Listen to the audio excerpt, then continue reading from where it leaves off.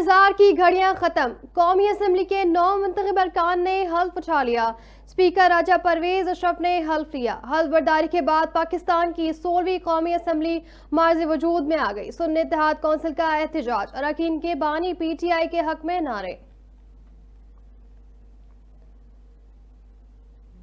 P T I رہنما عمر ایوب نے قومی اسمبلی کا اجلاس غیر آئینی قرار دے دیا۔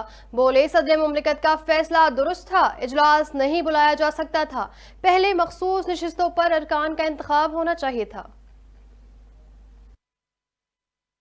نون لیگی قائد نواز شریف نے آئی ایم ایف کو خط لکھنا ملک دشمنی کے مترادف قرار دے دیا۔ میڈیا سے گفتگو میں کہا، کوئی سیاسی جماعت یا فرد ایسا خط نہیں لکھ سکتا۔ آئی ایم ایف کو جنہوں نے خط لکھا یہ ان کا وتیرہ ہے، کوئی اور شخص ایسا نہیں کر سکتا جو مانی پی ٹی آئی نے کیا۔ جو خط لکھا نتیجہ خود ہی اخذ کر لیں۔ کنوینئر متحدہ پاکستان خالد مقبول صدیقی کا کہنا ہے، ایم کیو ایم گورنرشپ اور وزارتوں کے لیے نہیں آئی، ایم کیو ایم حقیقی مینڈیٹ لے کر واپس آئی ہے، ہم نے عہدے نہیں عوام کے لیے اختیارات مانگے ہیں۔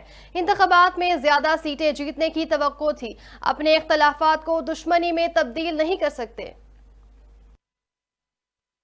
پی ٹی آئی رہنما علی محمد خان کہتے ہیں، کسی ملک، ادارے یا کسی بھی مداخلت کے حق میں نہیں، ایبسلیوٹلی ناٹ پر ہم نے اپنی حکومت قربان کی، ملک کی سلامتی اور بقا پر آنچ نہیں آنے دیں گے۔